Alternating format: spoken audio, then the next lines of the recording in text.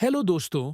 Netflix की वो movie जिसका हम सबको बहुत ही बेचैनी से इंतजार था, वो ओटीटी पर रिलीज कर दी गई है। फिल्म में मेन कैरेक्टर दो हैं, विक्रांत मेनसी, जिन्होंने प्रेम नामी क्रिमिनल का रोल प्ले किया है, और दूसरे हैं दीपक डोबरियाल, जिन्होंने एक करप्ट पुलिस इंस्पेक्टर का रोल प्ले किया है। आपने क्राइम थ्रिलर भी देखे होंगे, क्रिमिनल पर बेस्ड बहुत सारी मूवीज देखे होंगी, लेकिन ये एक ऐसे मूवी है जो आपको स्ट्रिक्टली हम मना करेंगे कि बच्चों को तो बिल्कुल ही मत देखने दीजिएगा, और अडल्ट्स भी सिर्फ वही देखें कि जिनके दिल मजबूत हों, क्योंकि ये वो मूवी है कि जो आपको बहुत ही दिनों तक बहुत ही डिस्टर्बिंग तरीके से इफेक्ट करने वाली है। क्योंकि इस मूवी में आपको ऐसा नहीं लगता कि आप मूवी देख रहे हैं, आप इतने ज्यादा इन्वॉल्व हो जाते हैं कि आप अपने इमोशंस पर कंट्रोल नहीं रख पाते हैं, और एक ही साथ बहुत सारे इमोशंस आपको हिट करते हैं, जैसे कि डिप्रेशन, फ्रस्ट्रेशन, अफसोस, गुस्सा और न जाने क्या क्या। इस मूवी में न सिर्फ ये कि आप एक मूवी देख रहे हैं, बल्कि एक क्रिमिनल की आंखों में आंखें देख डालकर आप उससे बात कर रहे हैं, और वो आपको अपनी क्रिमिनल एक्टिविटीज को एक एक करके बता रहा है। ना सिर्फ ये कि बता रहा है, बल्कि उसके दिल में कोई अफसोस और पछतावा भी नहीं है। मूवी शुरू होती है एक ऐसे सीन से जो देखने में बहुत आम सा है, मगर कुछ ही मिनट में बहुत डिस्टर्बिंग बन जाता है। यहाँ म्यूजिक ऐसी इलेक्ट्रीफाइंग और खतरनाक है कि जैसे आपको लगता है कि उसे ही कोई बहुत जबरदस्त टाइप की गड़बड़ होने वाली है। कहानी का मेन कैरेक्टर प्रेम, जो घर का नौकर है, घर में अकेला टाइम स्पेंड कर रहा है, लेकिन इस तरह से टाइम स्पेंड कर रहा है जैसे वो घर का मालिक हो, जैसे एक राजा अपने सिंहासन पर बैठा हो।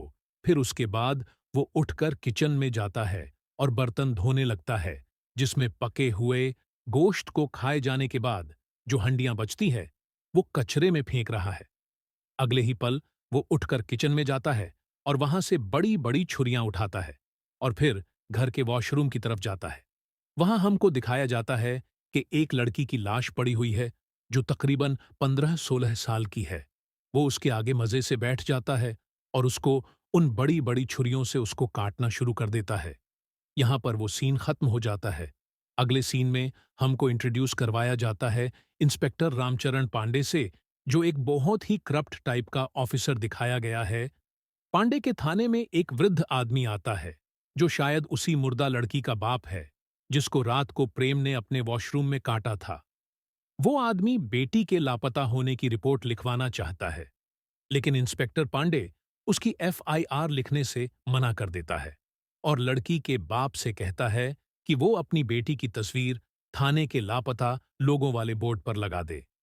उस लड़की का बाप रोता हुआ जाता है और अपनी बेटी की तस्वीर उस बोर्ड पर लगा देता है, मगर वहां पर पहले से ही बहुत सारे बच्चों के तस्वीरें हैं। सीन वहां पर खत्म हो जाता है, और फिर उसके बाद दिखाते हैं कि कुछ बस्ती के बच्चे हैं जो क्रिकेट खेल रहे हैं। खेलते खेलते उनकी बॉल करीब के एक नाले में चली जाती है, तो एक बच्चा, जिसका नाम अली है, वो दौड़ता हुआ जाता है, और वो बॉल निकलने के लिए नाले में हाथ डालता है, तो उसको वहां से किसी इंसान का हाथ मिलता है। बस्ती वाले पुलिस को बुलाते हैं, इंस्पेक्टर पांडे आते हैं और उस हाथ को किसी बंदर का हाथ बताते हैं और हंसी में उड़ा देते हैं, और अली को इनाम में कुछ पैसे देते हैं। अली भी खुश हो जाता है। वहीं सामने के घर में प्रेम टूटी हुई खिड़की में से नीचे देख रहा है और मुस्कुरा रहा है। उसी रात प्रेम चॉकलेट दिखाकर अली को भी किडनैप कर लेता है और उसको भी उसी घर में बांध कर रख लेता है। उसके बाद दिखाया है कि प्रेम गोश्त 2 थैलों में भरकर नाली में डाल देता है, और कुछ चीजें एक बाइक पर कंपाउंडर छोटे लाल नामी एक आदमी आता है, उसको दे देता है और कहता है कि फ्रेश माल है। शहर में लापता बच्चों के तस्वीरें लगना शुरू हो जाती हैं। इंस्पेक्टर रामचरण रामलीला में रावण का कैरेक्टर प्ले कर रहा है। वहां भी एक और बच्चा किडनैप हो जाता है। उस समय एक लापता बच्ची का बाप इंस्पेक्टर पांडे के पास आता है। इंस्पेक्टर पांडे उसकी बात को कोई ध्यान नहीं देता, तो वो कहता है, अगर आपकी अपनी बेटी के साथ ऐसा होता, तब आप समझते। इंस्पेक्टर बहुत गुस्सा होता है और उस आदमी पर गुस्से में बरस पड़ता है। वो आदमी रोता हुआ वहां से चला जाता है। थोड़ी देर बाद इंस्पेक्टर की नजर एक मास्क पहने हुए आदमी पर पड़ती है, जो उसकी बेहोश बच्ची को लेकर भाग रहा था। इंस्पेक्टर उसको दौड़ाता है। बच्ची तो मिल जाती है, मगर किडनैपर भाग जाता है। रामचरण की बीवी हॉस्पिटल में उससे बहुत झगड़ा करती है और कहती है कि किडनैपर को पकड़े रामचरण अगले दिन से ही तफ्तीश शुरू कर देता है। सबसे पहले वो उस आदमी को बुलवाता है जो रात को उसके पास आया था। वो आदमी बताता है कि उसकी बेटी चुमकी, जो बिजनेसमैन बलबीर बसी के घर काम करती थी, वो बहुत दिन से लापता है। इंस्पेक्टर पांडे बलबीर बस्सी के घर तफ्तीश करने जाता है। तब हमें दिखाया जाता है कि प्रेम बलबीर बस्सी के ही घर का नौकर है। इंस्पेक्टर पांडे बलबीर बस्सी से चुमकी के बारे में सवाल करता है, तो बस्सी उसको धमकाने के लिए उसको बताता है कि डीसीपी जवाहर उसका दोस्त है और ढके छुपे अल्फाज में उसको डराता है कि पांडे उससे दूर रहे। साथ ही वो इंस्पेक्टर के सामने साफ मुकर जाता है कि चुमकी लापता होने वाले दिन उसके घर आई ही नहीं। फिर बस्सी डीसीपी जवाहर को फोन करता है और डीसीपी जवाहर फोन पर इंस्पेक्टर पांडे को डांट देता है। प्रेम इंस्पेक्टर पांडे को बाहर तक छोड़ने जाता है और उससे उसकी बेटी के बारे में पूछता है। तब हमें दिखाया जाता है कि बस्सी का घर सेक्टर 36 में ही है। अगले दिन इंस्पेक्टर पांडे जब थाने पहुंचता है तो डीसीपी जवाहर वहां उसका इंतजार कर रहा होता है। वो इंस्पेक्टर पांडे को बहुत बुरी तरह से डांट देता है और सख्ती से बलबीर सिंह बस्सी से दूर रहने को कहता है। इंस्पेक्टर पांडे उसके सामने तो चुप हो जाता है, लेकिन उसका इरादा कुछ और है। वो उस रिक्शे वाले को बुलवाता है जिसके साथ चुमकी रोजाना काम पर जाया करती थी, और उसका फोन लेकर चेक करता है तो देखता है कि आखिरी मिस्ड कॉल प्रेम की ही आई थी। इंस्पेक्टर पांडे उस रिक्शे वाले से बयान लेता है और फिर उसके बाद डीसीपी जवाहर के पास जाता है। डीसीपी गुस्से में आ जाता है और उसको सस्पेंड करने की धमकी देता है और उससे कहता है कि उस केस को फौरन ड्रॉप कर दे। इंस्पेक्टर पांडे वहां से चुपचाप चला जाता है, लेकिन वो लगातार प्रेम पर नजर रखे हुए है। कुछ दिनों बाद इंस्पेक्टर रामचरण अपने घर की छत पर अपने जूनियर के साथ खड़ा होता है। वहां उसका जूनियर उसको बताता है कि हॉस्पिटल का वर्कर कंपाउंडर छोटे लाल उस दिन रामलीला वाले मैदान में मौजूद था। तो इंस्पेक्टर पांडे को याद आता है कि जब किडनैपर ने उसकी बेटी को उठाया था तो पीछे एम्बुलेंस वाला कंपाउंडर छोटे लाल भी खड़ा था। अपनी एम्बुलेंस के साथ रामचरण अपने जूनियर के साथ मिलकर कंपाउंडर छोटे लाल को उठा लेता है, फिर उसको बांधकर बुरी तरह पीटता है। मार खाने के बाद कंपाउंडर उसे प्रेम का ही नाम बताता है। यहां पर एंट्री होती है नए एसपी भूपेन सेकिया की। रामचरण सेकिया से मिलने जाता है ताकि वो किडनैपिंग की डिटेल्स उससे डिस्कस कर सके, मगर डीसीपी जवाहर वहां मौजूद होता है और उसको पांडे पर शक हो जाता है। वो बलबीर बस्सी को फोन करता है और दोनों मिलकर कंपाउंडर छोटे लाल को बेदर्दी से मरवा देते हैं। एसपी सैकिया और इंस्पेक्टर पांडे रिक्शे वाले के बयान पर प्रेम को अरेस्ट कर लेते हैं और उससे तफ्तीश करते हैं।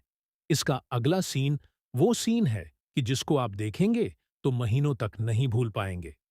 यह इतना पावरफुल और अंदर तक हिला देने वाला सीन है कि जिसमें आपको लगता है कि आप एक साइको किलर की आंखों में आंखें डालकर उससे बातें कर रहे हैं और वो बहुत ही खुशी खुशी अपने की जाने वाले मर्डर्स की कहानियां आपको सुना रहा है। नो डाउट इस सीन में आपका दिल चाहेगा कि खड़े होकर विक्रांत मैसी की एक्टिंग पर ताली बजाए। मैसी ने 12th फेल में जिस तरह सबका दिल जीता था, वो तो हम सबको याद ही है। लेकिन व्यूअर्स, यह वो सीन है कि जिसकी वजह से आप मैसी से शायद डरने लगेंगे। इस सीन को देखने के बाद आप अपने दिल में एक दफा ये ख्याल जरूर लाएंगे कि क्या ऐसा हो सकता है, और अगर ऐसा हो सकता है तो शुक्र है कि नहीं अभी तक इससे बचा हुआ हूं। ये वो सीन है जो किडनैपिंग से शुरू होकर कैनिबैलिज्म तक इस तरह जाता है कि आपके सारे इमोशंस अंदर से हिलकर रह जाते हैं। मेसी यानी प्रेम पांडे और सैकिया के सामने कबूल करता है कि चुमकी को उसने ही कत्ल किया था, क्योंकि चुमकी ने उसकी बहुत बेइज्जती की थी। वो ये भी इकरार करता है कि उसने अपने मामा को कत्ल किया था और उसका मांस कुत्तों को तो खिलाया ही था, साथ साथ खुद भी खाया था। फिर वो बताता है कि उसने चुमकी के साथ भी वही किया जो उसने बाकी बच्चों के साथ किया, यानी मारकर लाश गायब कर दी। और चुमकी की लाश वो बताता है कि सेक्टर 33 में बस्सी के घर के गार्डन में दफन है। बाकी बच्चों का वो कहता है कि उसने उनकी लाश को छोटे छोटे टुकड़ों में कर थैलों में भरकर नालों में फेंक दिया। और जो उनके बॉडी के ऑर्गन्स थे, उनको कंपाउंडर छोटे लाल के जरिए बेच दिया। वो ये भी बताता है कि अपने मामा का मांस खाने के बाद उसको इसकी एडिक्शन हो गई थी और वो कोशिश करने के बावजूद इस एडिक्शन को नहीं छोड़ पाया। तो उसने जितने बच्चे किडनैप किए, उनके ऑर्गन्स बेचने के बाद जो उनका गोश्त निकालता था, उसमें से वो कुछ गोश्त खाता भी था। इंस्पेक्टर पांडे उसका बयान लेकर उसको जेल में बंद कर देता है। वो रात प्रेम जेल में ही बिताता है। अगले दिन सेकिया और पांडे बस्सी के गार्डन में प्रेम को लेकर जाते हैं और वहां खुदाई करवाते हैं।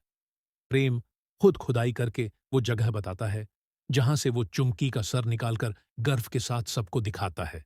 फिर पुलिस वाले कुछ आदमी नालों में उतारते हैं और वहां से थैलों में बाकी बच्चों की हड्डियां और थैलों में भरे उनके जिस्म के टुकड़े निकलना शुरू हो जाते हैं। बस्ती के जितने माँ बाप जिनके बच्चे लापता थे, वो वहां जमा होना शुरू हो जाते हैं। प्रेम की यहां पर सबसे अधिक हिला देने वाली बात यह है कि प्रेम को अपने किए पर कोई अफसोस नहीं है। वो उसी तरह संतुष्ट है और खुशी खुशी सारी चीजें बता रहा है कि कौन सी चीज उसने कहाँ फेंकी और कहाँ दफनाई। इस सब के साथ यह केस बहुत ही हाई प्रोफाइल बन जाता है और लोगों में दुख और गुस्सा बढ़ने लगता है। बलबीर बस्सी भी अरेस्ट हो जाता है और उसकी जमानत की दरखास्त रिजेक्ट हो जाती है और लोग उसके घर में घुसकर तोड़ फोड़ करने लगते हैं और हर जगह प्रदर्शन होने लगते हैं। क्रोध और नफरत में भरे लोग बलबीर बस्सी के घर की तोड़ फोड़ करने लगते हैं। मगर फिर होता वो ही है जो सदियों से इस सिस्टम में होता आया है। पॉलिटिकल प्रेशर की वजह से रामचरण पांडे को न्यूज कॉन्फ्रेंस करके डिसमिस कर दिया जाता है। बसी को जमानत पर छोड़ दिया जाता है और सारा इल्जाम प्रेम पर लगा दिया जाता है। पांडे रात में सेकिया को फोन करके प्रेम से मिलने के लिए रिक्वेस्ट करता है। प्रेम दबाव में आकर पांडे को एक सीढ़ी का पता बताता है जो उसने शहर से बाहर गांव में अपनी पत्नी के पास रखवाई होती है। उस सीढ़ी में बस्सी के खिलाफ सारे सबूत होते हैं। पांडे उसी रात गांव के लिए निकल जाता है और अगले दिन तक वो सीढ़ी हासिल कर लेता है। मगर वापसी पर उसको गाड़ी नहीं मिलती, तो वो कुछ लिगों से लिफ्ट लेता है। यहां पर सरप्राइज ट्विस्ट ये दिया है कि बेचारा इंस्पेक्टर रामचरण पांडे जिन लोगों से लिफ्ट लेता है, वो लोग बस्सी के ही आदमी थे जो उसका मर्डर करने के लिए उसको ही ढूंढ रहे थे। वो रामचरण का बेदर्दी से कत्ल कर देते हैं और सीढ़ी को तोड़ फोड़ कर बाहर फेंक देते हैं।